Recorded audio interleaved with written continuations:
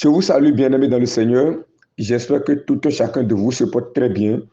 Je rends grâce à Dieu de nous avoir encore une fois donné l'opportunité de continuer dans notre enseignement. Et aujourd'hui, nous sommes au module 4. Après avoir étudié le premier module qui nous a parlé du péché, qui est la cause principale de la mort. Le péché qui a causé la mort de Elimelech, de Nalchon et de Kilijon, parce que Elimelech a pris la mauvaise décision de se séparer de Bethléem, qui est appelé littéralement l'endroit que Dieu donne le paix. Alors, dans le deuxième module, nous avions commencé par étudier ce qu'on appelle la conversion complète. Et dans cette conversion complète, comme nous l'avons dit, la conversion complète met en exergue deux mouvements, c'est-à-dire se détourner d'eux et de tourner vers. Et dans ce deuxième module, nous avons étudié la fausse conversion, la conversion incomplète, qui est la conversion de celui de Orpa. Et nous avons compris que la conversion de Orpa était incomplète simplement parce que Orpa n'a pas fait ce qu'on appelle la vraie repentance. Et la vraie repentance, c'est quoi? C'est de connaître notre propre image. C'est de connaître réellement Dieu. Parce que lorsque nous connaissons notre propre image, nous pouvons réellement connaître aussi Dieu. Lorsque nous connaissons Dieu aussi, nous pouvons connaître notre propre image. L'un va avec l'autre. Pourquoi? Parce que vous pouvez détenir quelque chose en main croyant que c'est la vérité, croyant que c'est l'original. Mais du moment où vous n'avez pas la connaissance de l'original, vous allez toujours continuer à croire que ce que vous détenez en main, c'est l'original, quand bien même c'est faux. Autrement dit, l'homme que nous sommes nés tout entiers dans le péché. Mais si nous n'avons pas la connaissance du seul vrai Dieu, nous allons penser qu'en nous, qu'il y a quelque chose de bon, qu'il y a encore des possibilités en nous qui peuvent plaire à Dieu. Mais lorsque nous avons la connaissance de Dieu, nous connaissons réellement l'image de Dieu. Qui est Dieu? Lorsque nous avons cette connaissance, nous pouvons nous connaître automatiquement à travers ça. Parce que Dieu est saint, Dieu est juste, Dieu est parfait. Et nous avons déjà compris réellement à travers ce deuxième module qu'en tant qu'être humain, nous sommes tous pécheurs à 100% et que nous avons besoin de la grâce de Dieu pour devenir justice et parfait. Et dans le troisième module, nous avons étudié la conversion de Ruth. Ruth a compris qu'en lui, il n'y a rien de bon. En Moab, il n'y a rien de bon. Moab est déjà un peuple ennemi de Dieu depuis la base. Donc Ruth a compris que je suis né tout entier dans un peuple ennemi de Dieu. Donc je suis par là ennemi de Dieu. Donc il me faut coûte que coûte me déplacer de cet environnement pour maintenant me connecter avec Dieu. C'est ça la vraie repentance. C'est ça la conversion complète. Se détourner de et de se connecter à.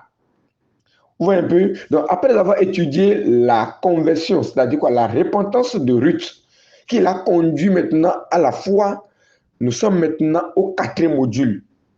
Parce que nous sommes en train d'étudier les trois personnages qui sont restés. Les trois autres sont déjà morts. Et nous avons étudié la cause de leur mort. La troisième personnage que nous allons étudier aujourd'hui, c'est Naomi. Nous allons étudier aujourd'hui la conversion de Naomi. Et nous avons déjà étudié le premier chapitre du premier verset jusqu'au verset 6, du verset 6 jusqu'au verset 14 et du verset 14 jusqu'au verset 18. Aujourd'hui, nous allons finir maintenant le premier chapitre en l'étudiant du verset 19 jusqu'au verset 22, que je lis. Elles firent ensemble le voyage jusqu'à leur arrivée de Bethléem. Lorsqu'elle entrait dans Bethléem, toute la ville fut émue à cause d'elle. Et les femmes disaient, est-ce là Naomi? Le verset 20, elle leur dit, ne m'appelez pas Naomi, appelez-moi Mara, car le Tout-Puissant m'a rempli d'amertume.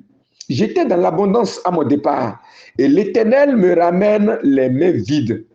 Pourquoi m'appelez-vous Naomi après que l'Éternel s'est prononcé contre moi et que le Tout-Puissant m'a affligé? Ainsi revint au pays de Moab, Naomi et sa belle-fille, Ruth la Moabite. Elle arrivait à Bethléem au commencement de la moisson des orges. J'ai lu jusqu'au verset 22. Aujourd'hui, nous allons finir l'étude du chapitre 1er. Mais croyez-moi, cette petite portion du verset 19 au verset 22 nous cache beaucoup de vérités que si nous les comprenons, nous serons réellement bénis dans notre vie. Donc nous allons prendre le temps. C'est vrai que nous n'allons pas prendre beaucoup de temps, mais nous allons aller pas à pas. D'abord, prenons d'abord le verset 20. Elle leur dit, ne m'appelez pas Naomi, appelez-moi Mara, car le Tout-Puissant m'a rempli d'amertume. Alors, Naomi, en revenant maintenant dans Bethléem, voici, il a dit non, je ne m'appelle plus Naomi. Appelez-moi maintenant Mara. Je veux que nous étudions d'abord pourquoi Naomi a changé de nom, a voulu qu'on l'appelle plus Naomi. Parce que nous sommes en train d'étudier ce qu'on appelle quoi? La vraie conversion, la conversion complète. C'est-à-dire quoi? La conversion qui réunit les deux mouvements, la repentance et la foi. Étudions d'abord la repentance de Naomi. Cela est vraiment important. D'abord, que signifie le nom Naomi? Le nom Naomi, puisque l'Ancien Testament est écrit en hébreu. En hébreu, le nom Naomi signifie simplement gracieuse. Gracieuse, c'est quelqu'un qui a obtenu la grâce. C'est-à-dire quoi? Le nom de Naomi signifie quelqu'un qui a obtenu la grâce, gracieuse. Mais voici, Naomi est en train de rejeter ce nom. Ne m'appelez pas Naomi. Appelez-moi quoi? Mara. Quelle est la signification du nom de Mara? Cela est vraiment important. Lisons Exode chapitre 15, le verset 23. Ici, la Bible dit, Moïse, le verset 23, il arrivait à Mara, mais ils ne purent pas boire l'eau de Mara parce qu'elle était amère. C'est pourquoi ce lieu fut appelé Mara. Vous voyez un peu? Naomi a dit, ne m'appelez plus Naomi, appelez-moi Mara. Pourquoi? Parce que je suis rempli d'amertume. Mais pourquoi il dit il est rempli d'amertume? Regardez le verset 21.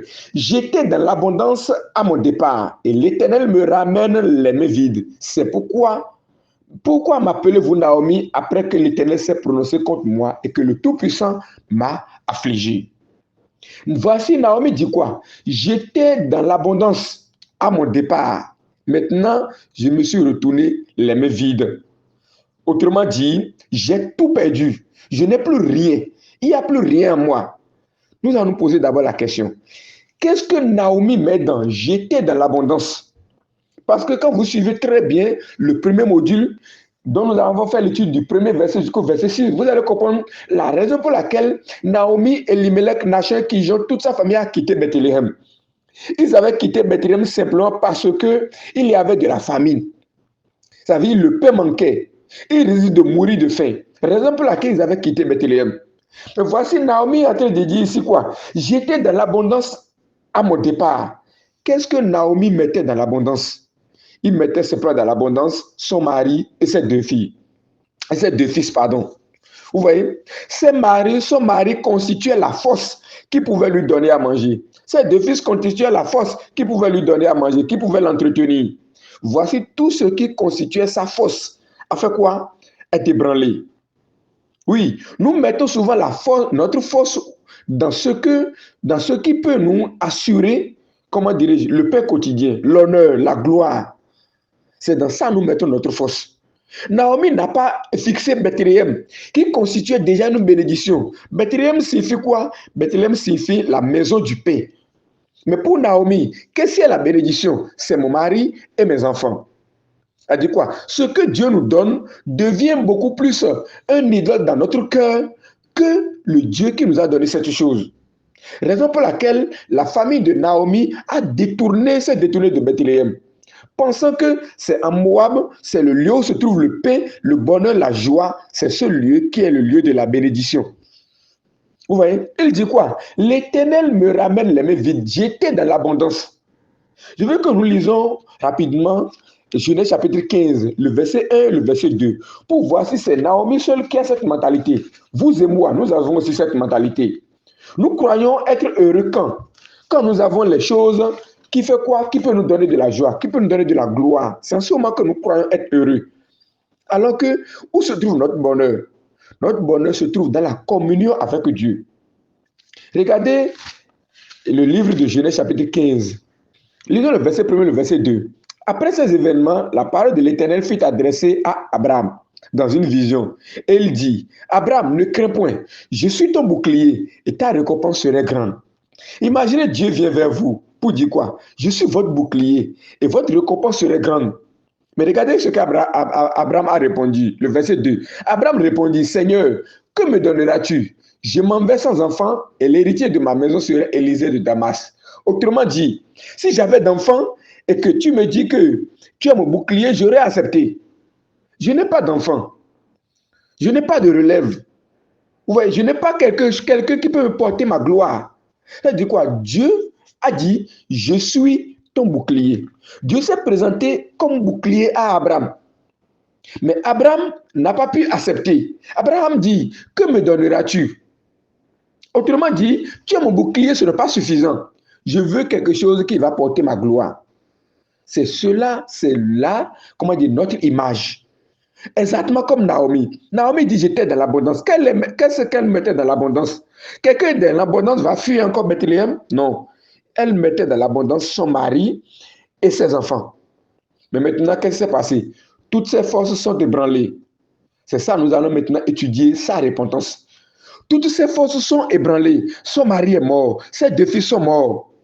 Maintenant, elle a compris réellement ce qu'on appelle quoi? La vie misérable.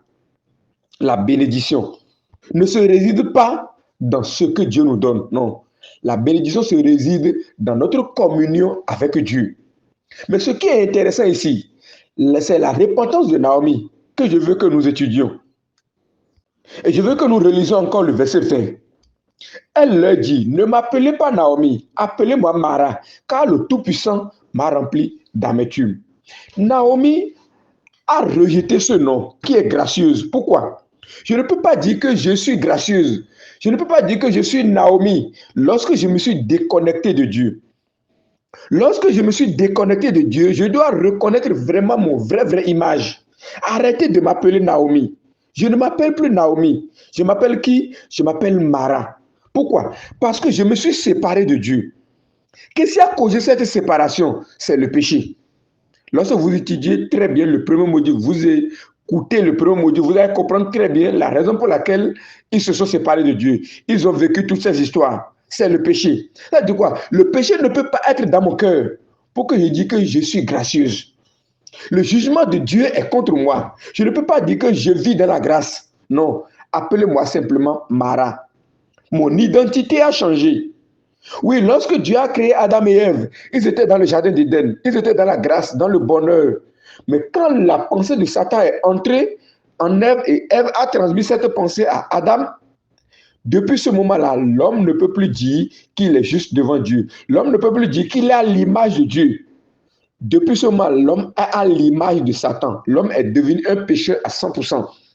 Mais ce qui est marrant aujourd'hui, les hommes reconnaissant être pécheurs, disent en même temps qu'ils sont chrétiens, qu'ils sont enfants de Dieu. Non, le nom doit changer. Parce que le pécheur, c'est quelqu'un qui est séparé de Dieu. C'est quelqu'un qui n'est pas enfant de Dieu. La vraie repentance se situe lorsque vous reconnaissez votre propre image. Mais malheureusement, les gens ne veulent pas reconnaître leur propre image. Ils disent qu'ils sont pécheurs, mais ils disent en même temps qu'ils sont enfants de Dieu. Voici la repentance de Naomi. Naomi dit quoi? Ne m'appelez plus Naomi. Appelez-moi quoi? Mara. Mon nom a changé. Pourquoi? Parce que je vis dans la séparation d'avec Dieu. Regardez très bien Matthieu chapitre 3. Nous avons le verset 5 au verset 9. Je lis la parole de Dieu. Les habitants de Jérusalem, de toute la Judée et de tout le pays des environs du Jourdain se rendaient auprès de lui. Et confessant leurs péchés, ils se faisaient baptiser par lui dans le fleuve du Jourdain. Le verset 7.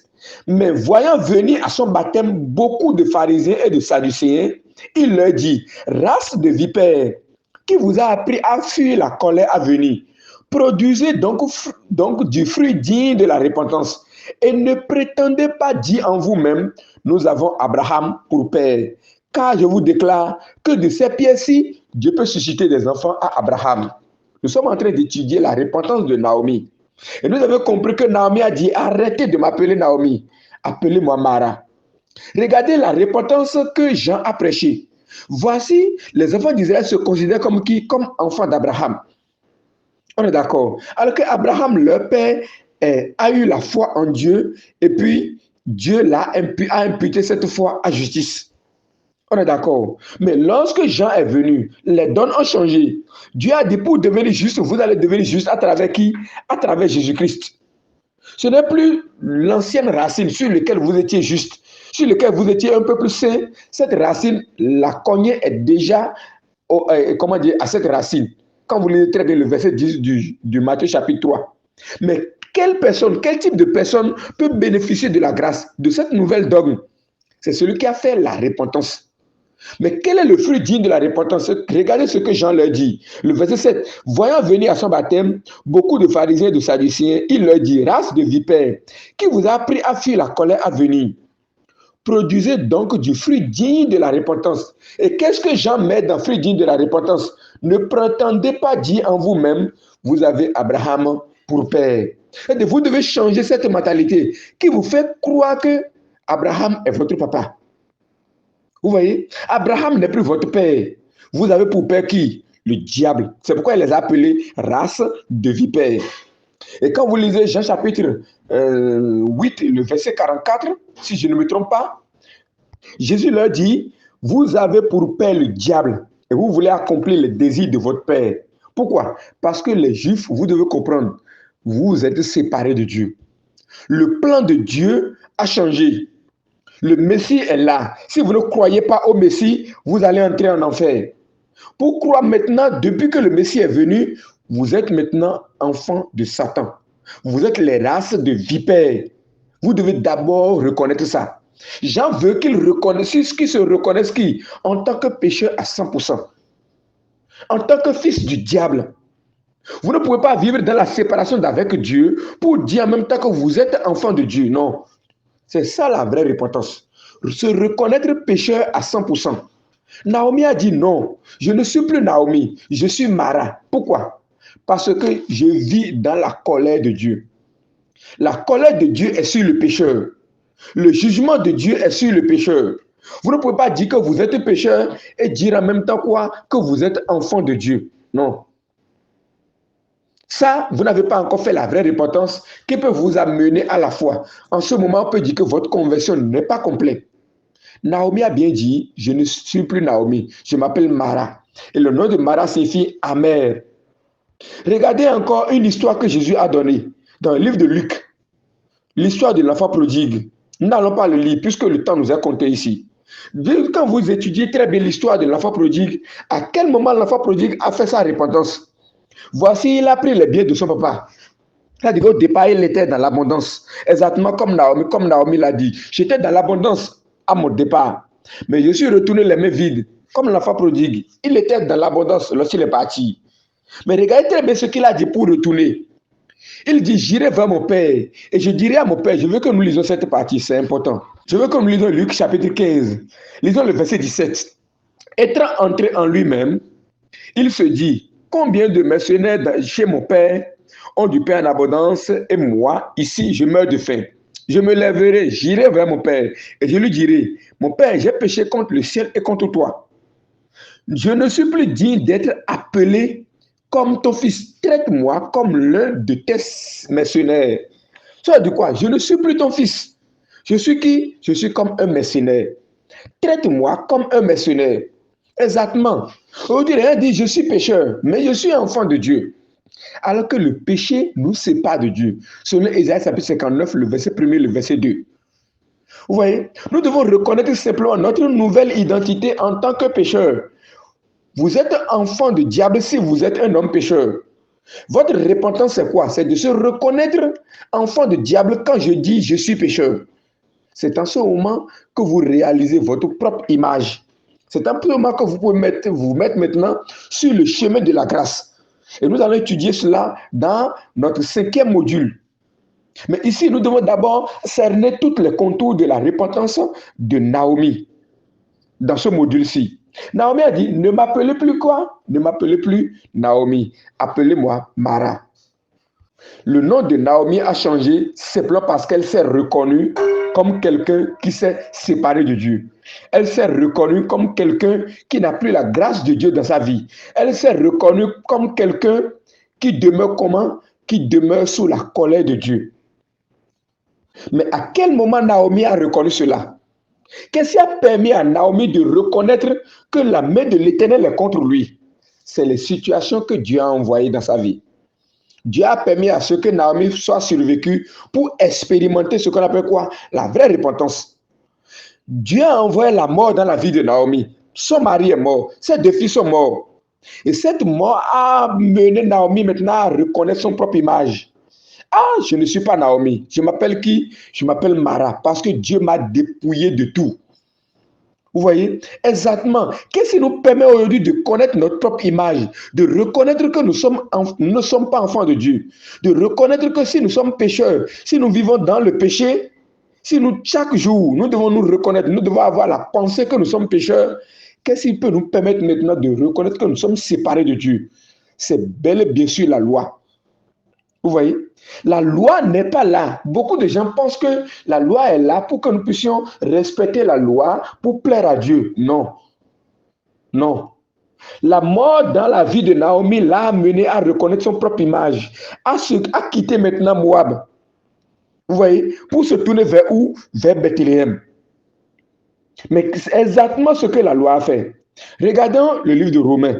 Lisons Romains chapitre 7, lisons le verset 7 et le verset 8. Ici, il avait dit, que dirons-nous donc? La loi est-elle péché? Loin de là. Mais je n'ai connu le péché que par la loi. Car je n'aurais pas connu la convoitise si la loi nous dit, tu ne convoiteras point. Et le péché saisissant l'occasion produisit en moi par le commandement toutes sortes de convoitises, car sans loi, le péché est mort. Le verset 9. Pour moi, étant autrefois sans loi, je vivais. Mais quand le commandement vint, le péché reprit vie et moi je mourus.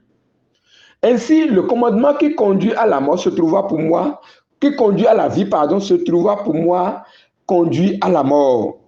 Car le péché saisissant l'occasion me séduisit par le commandement et par lui me fit mourir. Autrement dit, Paul est en train de nous expliquer ici que ce n'est pas la loi que nous reconnaissons que nous n'avons aucune capacité, aucune puissance. Ce n'est pas la loi que nous connaissons que nous sommes pécheurs. Et figurez-vous, le jour où la loi est descendue, 3000 personnes sont mortes. La loi produit la mort. La loi ne produit pas la vie. On est d'accord? Regardez 1 Corinthiens chapitre 15. Ils ont le verset 56. Ici, la Bible dit quoi? Les guillons de la mort, c'est le péché. Et la puissance du péché, c'est quoi? C'est la loi. Vous voyez? Quand vous lisez aujourd'hui 2 Corinthiens chapitre 3, à partir du verset 7, vous allez voir correctement. La loi produit la mort. La loi est appelée dans 2 Corinthiens chapitre 3, le verset 7, le ministère de la mort. Donc, lorsque ce ministère de la mort agit en nous, ce n'est pas, c'est pour nous amener à reconnaître notre propre image. Nous sommes des cadavres ambulants. Et Dieu n'est pas le Dieu des morts, il est le Dieu des vivants. Donc, malheureusement, aujourd'hui, les gens veulent s'accrocher à cette loi pour se faire enfant de Dieu. Non, si vous accrochez à la loi, vous êtes pur et simplement un cadavre debout. Parce que la loi ne produit pas en vous la vie. La loi produit en vous quoi? La mort. Lorsque Naomi a expérimenté réellement la mort, qu'est-ce qui s'est passé? Il a dit non, je ne m'appelais plus Naomi. Appelez-moi simplement Mara. C'est ça la vraie repentance. La vraie repentance, c'est de confesser que je suis pécheur à 100%. Il n'y a rien de bon en moi. Comme David, dans Psaume 51. Quand vous lisez le verset 7 au verset 9, David a reconnu clairement que depuis le ventre de sa maman, il est pécheur à 100%. Ça dit quoi? Il n'y a rien en l'homme qui est bon, qui peut permettre à l'homme d'obtenir la grâce de Dieu, qui peut permettre à l'homme d'obtenir le salut de Dieu. Non. Naomi a reconnu qu'il est venu maintenant les mains vides. Mais lorsqu'il a reconnu qu'il est venu maintenant la main vide, en ce moment, il peut faire quoi? Il peut suivre maintenant le chemin de la grâce. Il peut maintenant se retourner. En tant que qui? Pas en tant qu'enfant de Dieu. Il va se retourner en tant que Mara. Le fils prodigue ne s'est pas retourné en tant que fils. Il s'est retourné en tant que missionnaire. C'est en ce moment maintenant il peut obtenir quoi? La grâce de Dieu. Aujourd'hui, beaucoup de chrétiens disent je suis enfant de Dieu. Mais quand tu leur poses la question, tu es pécheur ou bien tu es juste? Il dit nous sommes tous pécheurs. Celui-là ne connaît pas Dieu, il ne connaît pas son propre image. Autrement dit, il n'a pas fait ce qu'on appelle la vraie repentance. Il doit se dire, si je suis pécheur, je ne suis pas enfant de Dieu, je ne suis pas chrétien, je suis enfant de Satan, je suis, je suis sous la colère de Dieu. Si je meurs, je vais entrer en enfer. C'est ça la confession qu'il devait faire. En ce moment, on va lui montrer le chemin de la grâce. Naomi, si Naomi continue toujours de croire qu'il est Naomi, il va vivre en Moab et il va, elle aussi, mourir. Mais quand Naomi a reconnu, je suis Mara, il faut que je retourne où? En Bethléem. L'enfant prodigue a fait les mêmes choses. Je ne suis plus enfant. Je suis un missionnaire. Je vais retourner maintenant pour demander quoi? La grâce. Naomi a dit, ne m'appelez plus Naomi. Appelez-moi Mara. C'est ça la vraie repentance. C'est ça la vraie repentance. C'est cette repentance que beaucoup de gens aujourd'hui ne peuvent pas le faire. Ils se réclament enfants de Dieu, comme les pharisiens dont j'ai parlé. Non, ne prétendez plus dire en vous que vous avez pour père Abraham. Vous devez reconnaître simplement que vous êtes Mara. Ruth a reconnu que en lui, il n'y a rien de bon. Ruth a reconnu qu'en Moab, il n'y a rien de bon. Raison pour laquelle il veut faire quoi? Il veut se détourner de Moab. Naomi, même chose. Il a dit non, je suis Mara. Le nom a changé. Pourquoi? Parce qu'il a compris qu'il ne vit pas dans la grâce. Le pécheur n'est pas dans la grâce de Dieu. Si vous avez encore un grain de péché dans votre cœur, reconnaissez simplement que vous êtes qui? Que vous êtes Mara. Vous n'êtes pas Naomi. Vous n'êtes pas Naomi. Beaucoup de chrétiens aujourd'hui vivent dans cette confusion d'identité. L'église d'aujourd'hui, l'église moderne d'aujourd'hui, les croyants d'aujourd'hui ont ce qu'on appelle plus simplement une crise d'identité. Ils ne connaissent pas leur vraie identité. Ils disent qu'ils sont chrétiens, mais ils disent encore qu'ils sont pécheurs. Ils vivent dans une totale crise d'identité. Si vous êtes pécheur, vous êtes enfant de Satan. Voilà votre vraie identité. Mais qui veut se passer pour qui? Pour les enfants de Dieu. C'est lorsque vous reconnaissez en tant que pécheur, en ce moment, qu'est-ce qui se passe? Lisons 1 Jean. Lisons chapitre 1. 1 Jean chapitre 1. Lisons à partir du verset 5.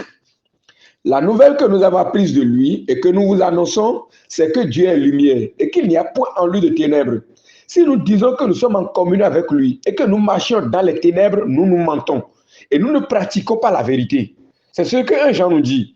Il dit, si nous disons que nous sommes en communion avec Dieu et que nous marchons dans les ténèbres, qu'est-ce qu'on appelle marcher dans les ténèbres? Qu'est-ce qu'on appelle être dans les ténèbres? Nous devons comprendre ça avant de continuer de lire 1 Jean. Regardons Actes des Apôtres. Lisons le chapitre 26. Je vais lire à partir du verset 17. Ici, Paul dit, je t'ai choisi au milieu de ce peuple et du milieu des païens vers qui je t'envoie. Regardez très bien le verset 18. Afin que tu leur ouvres les yeux pour qu'ils passent des ténèbres à la lumière, de la puissance de Satan à Dieu, pour qu'ils reçoivent par la foi en moi le pardon des péchés et l'héritage avec les sanctifiés. Beaucoup ne comprennent pas le livre de 1 Jean, surtout le chapitre 1er, à partir du verset 5 au verset 10. Et ils mélangent, ils tordent le cou à ce chapitre-là. Voici, le chapitre nous dit quoi? Il dit, si nous marchons dans la lumière, le verset 6, il dit, si nous disons que nous sommes en communion avec lui et que nous marchons dans les ténèbres, nous nous mentons et nous ne pratiquons pas la vérité. Autrement dit, celui qui est dans les ténèbres, c'est celui qui n'a pas encore reçu le pardon éternel de ses péchés. C'est celui qui n'est pas saint. Ne pensez pas que celui qui est dans les ténèbres, c'est celui qui est chrétien et quand il pêche, il rentre dans les ténèbres. Quand il demande le pardon de ses péchés, il rentre dans la lumière. Non. On marche dans la lumière, on vit dans la lumière, on marche dans les ténèbres, on vit dans les ténèbres. C'est pourquoi Paul dit ici, afin que tu leur ouvres les yeux, pour qu'ils passent des ténèbres à la lumière. Qui sont ceux qui sont dans les ténèbres? Ceux qui sont sous la puissance de Satan. C'est pourquoi il dit encore, et de la puissance de Satan à Dieu. Qui sont ceux qui sont sous la puissance de Satan? La phrase suivante dit, pour qu'ils reçoivent en moi, par la foi en moi, le pardon des péchés. Et si vous n'avez pas encore reçu le pardon de vos péchés, vous êtes continuellement dans les ténèbres. Ne pensez qu'il y a une seule seconde de lumière dans votre vie. Non. Il dit, par la foi en moi, le pardon des péchés et l'héritage avec les sanctifiés.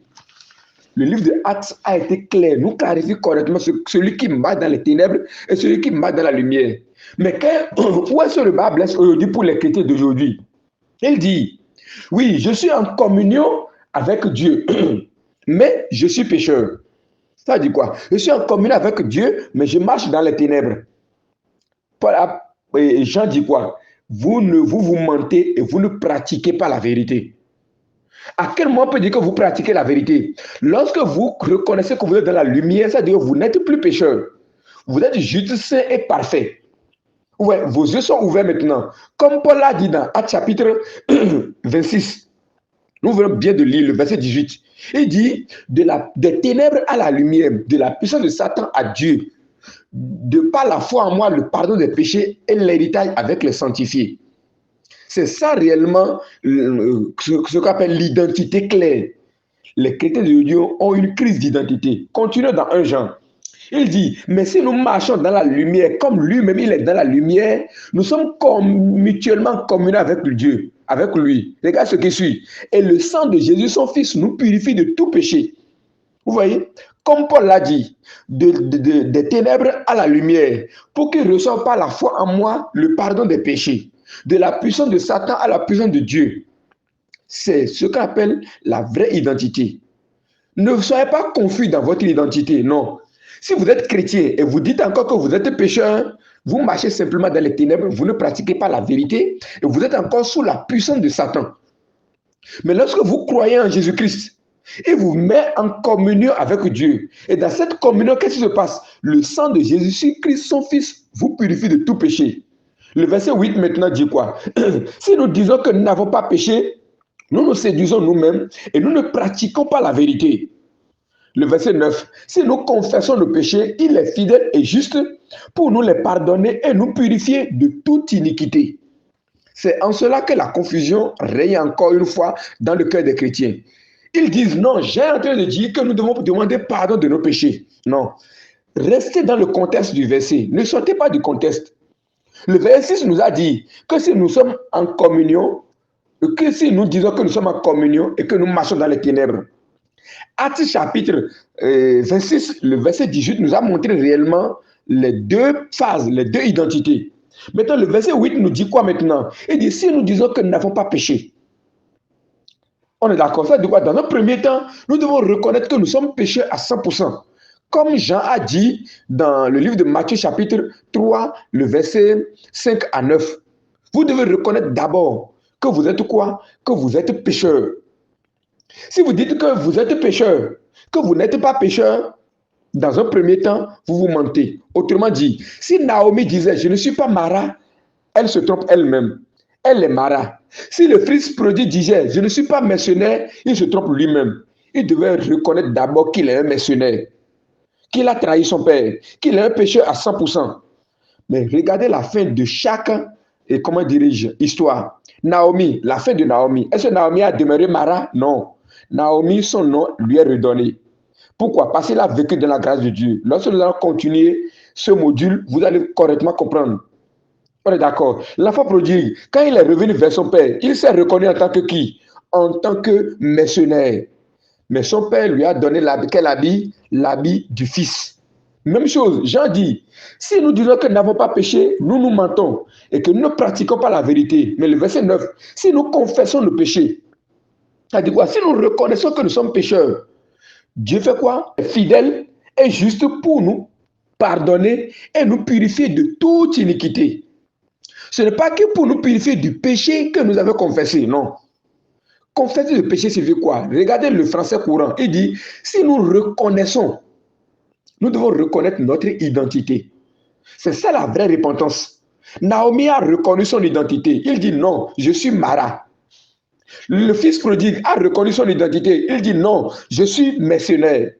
Lorsque nous reconnaissons également notre identité, la Bible dit quoi? Il est juste pour nous pardonner, pour nous purifier de toute iniquité.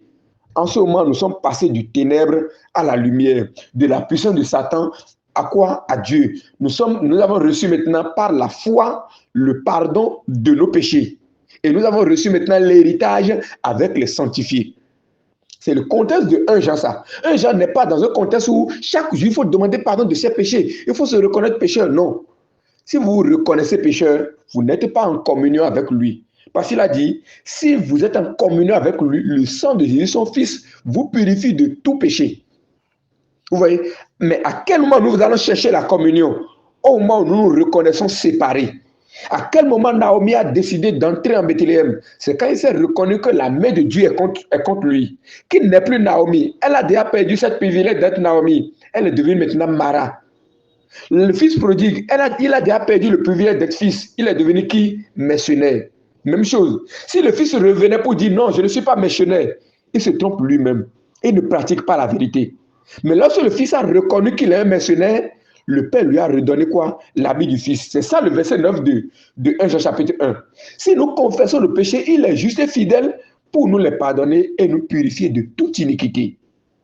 Vous voyez, l'enfant prodigue, lorsqu'il a reconnu qu'il est un mercenaire, son papa lui a purifié de toute souillure, lui a redonné le bague, lui a redonné son manteau. Il est rentré de ce qu'on appelle quoi? La grâce. Même chose comme l'histoire de Naomi. Et cette histoire est tellement intéressante où il met en scène des personnages qui nous fait vivre, comment dire, la réalité même de la repentance. Lorsque Naomi a reconnu qu'il est Mara, il est entré dans Bethléem et nous allons suivre la suite dans le module 5 et dans les modules qui vont suivre. Lorsque Naomi a reconnu qu'il est Mara, lorsque Ruth a reconnu qu'il ne peut plus vivre en Moab, que Moab est un peuple ennemi de Dieu, qu'elle est née dans un peuple ennemi de Dieu. Son identité, c'est qu'elle est ennemie de Dieu. Naomi aussi a reconnu son identité. Je m'appelle Mara. Je ne suis pas Naomi. Lorsque ces deux veuves ont reconnu réellement leur identité, dans les modules à suivre, nous allons étudier maintenant comment ils ont expérimenté la providence, la grâce de Dieu. Jusque-là, je vais m'arrêter. Passez une agréable semaine. Merci beaucoup.